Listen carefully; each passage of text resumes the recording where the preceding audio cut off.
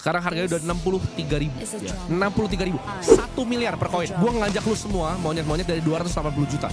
Sekarang tuh 1 miliar per koin. Semua perusahaan besar di dunia, BlackRock, Ferrari udah accept Bitcoin payment, Fidelity, FedEx, Bitwise. Perusahaan besar semua udah melek. Kapan kalian mau melek? BCA doang. Gimana cara lu menang dari BCA? Lu beli Bitcoin.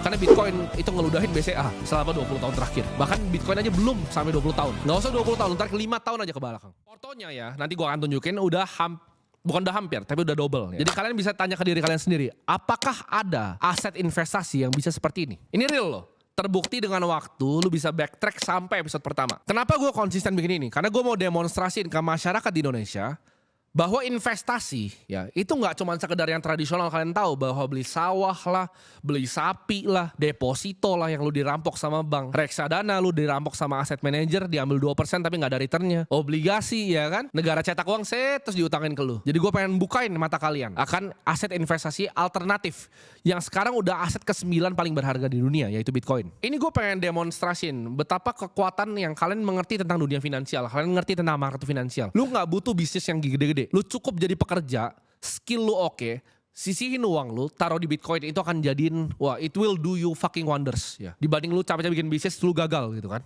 Nggak semua orang bisa jadi pebisnis, tapi semua orang bisa beli Bitcoin ya kan. Jadi kalian manfaatin apa skill yang kalian punya, cari income, cari side hustle, lalu kalian tabungin semua uangnya ya. Gua nggak bilang 2%, 3%, semua duit kalian. Anda tanya, dana pensiun gue berapa persen Bitcoin? Semuanya. Karena nggak akan ada aset di muka bumi ini yang outperform Bitcoin dalam 5-10 tahun. Lu buktiin omongan gue. Dan udah terbukti kan dari hasilnya. Nggak akan ada aset satupun di muka bumi ini yang ngalahin Bitcoin. Di seri 1, 2, 3 ya itu masih banyak monyet-monyet kayak kalian yang berisik. Oh ini Bitcoin ini, lu sales Bitcoin, lu jualan Bitcoin, ini apalah Bitcoin ini itu. Ini kerja sama developer Bitcoin, lu idiot semuanya ya. Dan terbukti dia bilang, oh ini belinya segini nanti tunggu turun dulu baru serok ke 23.000. Enggak, lu salah semua. Sekarang harganya udah 63.000 ya. 63.000. 1 miliar per koin. Gua ngajak lu semua monyet-monyet dari 280 juta. Sekarang tuh 1 miliar per koin. Kalau lu denger omongan gua aja, lu udah cuan. Semua perusahaan besar di dunia, BlackRock, Ferrari udah accept Bitcoin payment, Fidelity, FedEx, Bitwise. Perusahaan besar semua udah melek. Kapan kalian mau melek? Jadi lu kalau lagi pengen edukasi teman lu tentang video ini,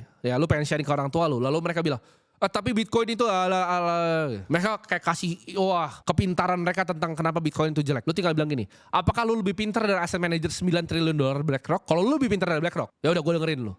Tapi enggak kan, lu lebih goblok pastinya dari BlackRock. Lu apakah lu lebih pintar dari Michael Saylor? Enggak, lu pasti lebih goblok dibanding Michael Saylor. Jadi stop dengan opini bodoh lu ya. Karena itu yang keluar dari mulut itu opini bodoh. Kalau dia lebih pintar dari BlackRock, lebih pintar dari Fidelity, silahkan. Tapi gue yakin teman lu dan orang tua lu pasti lebih goblok dibanding BlackRock dan Fidelity. Resikonya gue bikin beginian tuh sangat besar. Kenapa? Karena ini gue bisa menarik liquidity dari IHSG, gue menarik dari pembelian obligasi negara segala macam. Cuma nggak apa-apa, demi kita mencapai masyarakat yang lebih pintar, negara yang lebih maju ya. Karena kita butuh konservasi dari energi kita. Jangan sampai uang kita kemakan inflasi yang dicetak terus sama para pemerintah korup itu. Kalian tuh cuma dikerjain sama para institusi finansial. Buktinya apa? Ini gue bongkar semua rahasia di sini.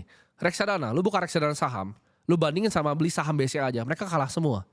Dan lu kasih 2% management fee, mereka belum ngapa-ngapain, udah dapat 2%. Jadi kalau AUM-nya 1 triliun, mereka dapat 20 miliar. Cuman mereka minum-minum malam-malam di Senayan. Nah, lu pikir baik-baik, apakah itu hal yang lu mau lakukan atau enggak? Apalagi lu bisa beli di apart nih ya. Mereka udah dapat komisi dari dibagi ya. Jadi kalian bingung. Apartnya kan 0 fee, dapat duit dari mana? Para aplikasi-aplikasi yang jual reksadana ini. Mereka semua dapat duit dari bagi sama management fee-nya reksadana, ya. Jadi that's how they make their money. Kalau kalian mau taruh situ silahkan, tapi gue buktikan, lu beli BCA aja, lu outperform mereka semua. Historical. Lu tarik 10 tahun, 15 tahun, 20 tahun, kalah semuanya sama BCA doang. Gimana cara lu menang dari BCA? Lu beli Bitcoin. Karena Bitcoin itu ngeludahin BCA selama 20 tahun terakhir. Bahkan Bitcoin aja belum sampai 20 tahun. Nggak usah 20 tahun, ntar 5 tahun aja ke belakang. Tapi kan past performance doesn't equal future return. Ada benernya. Tapi kalian lihat secara historis, Bitcoin itu selalu seperti apa? 3 tahun hijau, 1 tahun merah. 3 tahun hijau, 1 tahun merah. Itu kayak clockwork, ada cycle-nya. Dan ini bukan siklus pertama gue. Kenapa gue pede bikin seperti ini? Nggak ada influencer yang bisa bikin kayak gini. Nggak ada perusahaan yang pernah bikin seperti ini. Coba Exchange sendiri mana ada yang berani bikin begini? Kenapa? Karena mereka nggak punya conviction ya akan apa yang gue punya. Gini gue ibaratnya ngajak orang ya kan. Lu bilang gue sales, ya udah gue jadi sales ini. Tapi lu semua, lu komentar di bawah. Hidup lu berubah kan sejak lu mulai borong Bitcoin? Kalau yang nggak ikut dan skeptis, lu jadi miskin kan sama. Tapi semua yang ikutin gue. Duit lu sekarang per hari ini udah double. Jadi lu bisa kasih tepuk tangan ke diri lu sendiri. Jangan terima kasih sama gue. Jangan terima kasih sama gue. Terima kasih sama diri lu sendiri yang pencet tombolnya dan percaya apa yang gue omongin. Kalau lu dengerin orang-orang gembel di luar sana ya hidup lo jadi gembel juga. Lo dengerin praktisi, hidup lo akan jadi bagus. Bitcoin itu udah hit all time high ya di 950 juta, bahkan sekarang di video ini shot 1 miliar per koinnya. Gue udah bilang dari kapan berbusa di podcast jadi Kobushare itu di syuting Desember ya. Bitcoin harganya 230-an juta waktu itu. Gue syuting itu, gue bilang beli Bitcoin. Gue bilang akan ke 1,5 miliar. Gue syuting juga di podcastnya siapa itu gue nggak tahu, ada orang satu lah gue lupa namanya. Bitcoin 1,5 miliar. Gue syuting di podcastnya Overpost Leon. Bitcoin 1,5 miliar. Gak ada yang mau dengerin anjing. Monyet-monyet goblok yang ada yang nontonin channelnya mereka. Itu ada yang komen, oh ini mah bocah gak ngerti apa-apa. Lu lihat sekarang orang-orang itu yang podcast sama gue, apa yang mereka lakukan. Semua asetnya ditaruh di Bitcoin. Lu nontonin podcast mereka kan, mereka lebih pinter dari lu anjing. Mereka ketemu gue sekali, semua asetnya pindahin ke Bitcoin. Dan lu mikir dengan otak kecil lu itu, oh gak usah beli Bitcoin. Ya gak usah, gak apa-apa ya. Biarin ketinggalan aja. Nanti kan bilang, oh masih boleh beli gak? Masih boleh beli gak? Masih boleh beli gak? Tunggu turun gak? Ya kan? Setiap gue bikin, selalu ada orang-orang yang pikir mereka lebih jago analisa dari gue. Bilang, oh ini nanti turun dulu buy the dip. Enggak, double portonya. Buktiin ke gue, taruh 100 juta, alokasiin tiap tanggal 1, lu tantang borong Bitcoin gue. Kalau bisa ayo, gue tantang nih. Ada yang berani gak? Yang katanya jago trading segala macam. Terserah aset kelas apa, mau forex, saham, peduli setan gue. Lu bisa gak dobelin? 9 bulan lu dobelin portofolio lu. Terbuka, transparan, alokasi tiap tanggal 1. Kayak orang bener-bener dapat duit gajian. Bisa gak? Susah kan? Pasti susah. Kalian jangan mau dibegoin sama pemerintahan. Dibilang, oh beras naik itu karena El Nino. Ini. Enggak. Ya. Beras itu kenapa gue bisa tahu itu naik? Karena rupiah dicetak, titik. Kenapa harga minyak naik? Rupiah dicetak, titik. Kenapa Bitcoin all time high di 950 juta duluan, saat itu 61 ribu belum all time high di sana? Nggak nyampe di otak kalian kan, kenapa? Karena IDR kita itu lebih jelek dibanding USD. USD itu lah vampir ya. Kalian di Cina, di India itu ATH duluan. Bahkan duluannya yaitu yang lebih sampah lagi. Turki, Lebanon, Argentina, Mesir, Jepang. Ini semua all time high duluan sebelum kita all time high. Kenapa bisa begitu? Karena dolar itu adalah vampir. Karena mereka cetak uangnya terus. Dolar itu paling atas. Semua yang lawan dolar itu pasti kalah ya. Semua yang lawan dolar itu pasti kalah. Lu pasti tahu ya, kalau lu punya orang tua tahun 97 98 pasti tahu. Ketika orang punya hutang dalam USD shoot up, rupiahnya nggak stabil, itu mati semua, mampus semua. Cuman perlu satu ketidakstabilan politik untuk mengakibatkan uang kalian hilang semuanya, jadi kalian jadi miskin. Satu-satunya Bahtera ya, ibarat gue bilang sebutnya bahkan Bahtera gitu. Ini kayak lifeboat kapal itu penyelamat. Cuman Bitcoin.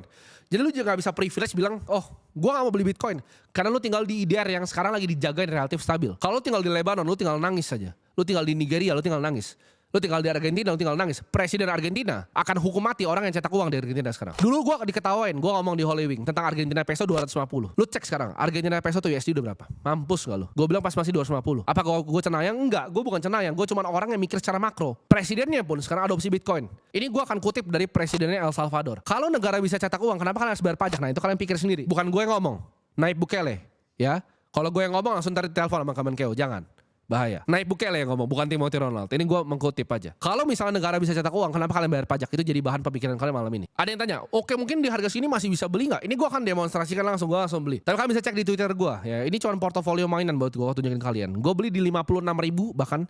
Di candle topnya 27 miliar. Kalian bisa cek itu open public ya. Ini Porto cuma untuk demonstrasi, untuk masyarakat semua tahu. Hanya dengan uang 100 juta kalian bisa bikin uang yang luar biasa besar. Gue ngomong gini keras dan kasar karena gue peduli sama kalian. Jadi dan ini waktunya nggak lama lagi gitu. Karena Bitcoin terlalu mahal. Kalian nggak bisa kejar lagi asetnya. Walaupun bisa di divisi, bisa dibagi banyak. Tapi ini akan jadi aset yang sangat scarce. Jadi kalau kalian mau ubah hidup kalian, belinya sekarang. Karena ada konsep yang namanya margin of safety. Kalian pelajarin apa itu margin of safety yang diajarin oleh Benjamin Graham. Kalau lu punya truk ya kan, truknya sekarang 63 gitu beratnya, jembatannya maksimal 100, lu nyebrang anjing. 63 mahal enggak, 70 mahal enggak, belum 100 soalnya. Lu pelajarin konsepnya itu baik-baik. Ini volume ya, lu lihat di sini. Ini volume lebih besar dibanding gold pertama kali launching. Lu pikir deh. Gold Exchange Traded Fund-nya itu butuh 14 tahun untuk nyampe titik Bitcoin dalam sebulan. Itu lu masukin dulu di otak lu, biar lu tahu ya seberapa besar dampaknya. Net inflow yang masuk ke Bitcoin itu record breaking high dan volumenya itu record breaking setiap hari, rekor baru. Berkshire Hathaway pun udah dilewatin market cap-nya sama Bitcoin. 90 tahun lu bangun perusahaan, Warren Buffett, partnernya yang udah meninggal, Charlie Munger bilang ini adalah rat poison, racun tikus. Lu bayangin 99 tahun ya, Charlie Munger 99 tahun waktu itu. 99 tahun lu bangun perusahaan, itu lu dilewatin sama satu cycle doang dari satu aset yang lu sebut racun tikus. Nah, ini racun tikusnya. Fidelity ngumpulin 100 bankir terbesar di Paris baru minggu lalu untuk sharing bahwa kalian harus up alokasi portfolionya. Bahkan dia taruh di tempatnya, kalian bisa cek di sini. Ini ETF-nya. Mereka udah selipin 1% alokasi, 2% sama 3% alokasi. Mereka udah hitungin semuanya. Dan ini di-share ke 100 bankir di Paris. Ketika ETF ini akan masuk, banyak yang belum paham. Ketika ini ETF ini masuk, ini akan mengakibatkan order yang sangat besar, ya, flow yang sangat besar. Dan order block dari beberapa BlackRock, Fidelity, Bitwise ini harus diserap oleh yang namanya over counter market. Dan apa yang akan terjadi ketika demand-nya banyak sekali dan supply-nya shrinkage, begitu nanti halving terjadi, supply ditekan setengah. Kalian tebak aja apa yang akan terjadi. Price-nya akan shoot ya. Ini akan datang ke momentum price discovery baru yang nggak pernah kita pahami sebelumnya. Jadi Bitcoin di 1 miliar per koin masih gue bilang murah ya. Bitcoin di 1 miliar per koin masih murah. Lu nggak mau percaya gue terserah. Gue udah bilang dari 200 juta masih murah. 1 miliar masih murah. Masih jauh perjalanannya dan lu ikutin aja. Makanya gue akan tuntun lu step by step ya. Ini gue kayak anak SD nih, anak kecil gue tuntun ya. Kita bareng-bareng beli Bitcoinnya bareng nih, belinya bareng. Exchange-nya terserah lu ya. Gue gak peduli, jangan pakai Indodax. Ada bilang disponsor lu sama Pak Oscar, kagak. Lu tanya aja. Jangan pakai Indodax sih gue bilang nih. Ini karena kebetulan gue mulainya pakai ini aja gitu. Lu lihat data di sini. Kalau lu pikir lu paling jago time in the market, lu kehilangan 10 hari terbaik di Bitcoin. Return lu hilang semua. Lihat di chart ini ya. Lu gak lebih pintar dibanding market. Nah buat tanya, bang tapi kapan lu jual? Gak pernah. Bitcoin adalah exit strategi gue dari rupiah, dari fiat. Ya, ini Bitcoin adalah exit strategi gue. Gue nggak akan pernah exit dari Bitcoin untuk balik ke fiat lagi, karena akan selalu tergerus. Rupiah akan kalah terus. Baik kekalahan devaluasi rupiah ke US dollar aja, Bitcoin akan sentuh 2 miliar. Itu prediksi gue pribadi. Bukan arti Bitcoin naik lawan USD-nya ya, karena rupiahnya devaluasi lawan US dollar. Bitcoin akan hit 2 miliar dengan mata uang kita rupiah. Sama seperti Argentina. Lu lihat, Argentina peso tuh Bitcoin. Nah lu lihat, Turkish lira ke Bitcoin lu lihat. Perhatikan baik-baik. Mesir punya mata uang lu bandingan sama Bitcoin, itu akan terjadi di rupiah kita. Ini gue ngomong sekarang ya, 2024 Februari tanggal 29. Kalian buktikan nanti di masa depan, mungkin 5 tahun lagi kalian akan lihat. Ini mungkin anak kecil ini dari masa depan, enggak. Ini makroekonomi ya. Punya otak yang bukan kinesian ekonomik yang diajarin sekolah, yang gue bilang scam sekolah. Karena guru-guru sana yang diajarin semua kinesian semua. Mereka nggak ngerti bahkan tentang money printing. Makanya lu belajar ekonomi yang namanya Austrian Economics, bukan kinesian. Kenapa gue bilang scam sekolah? Karena semua yang diajarin adalah kinesian. Nah ini kita akan langsung praktek aja tanpa banyak bacot. Oke, ini kita langsung ke portofolionya. Ini gue refresh dulu ya portofolionya. 1,8 miliar 46 juta, mampus gak lo? Modalnya berapa bang? Tinggal dihitung. Bulan 10, 100 juta. Ini baru gue deposit nih, 100 juta lagi ya. Langsung gue market buy aja nih. Ya, BTC IDR. Gue beli buy. Ya, 100%. Ini gue market order aja, gak apa-apa. Kita kasih fee terus ke Indodax. Udah, gue udah beli.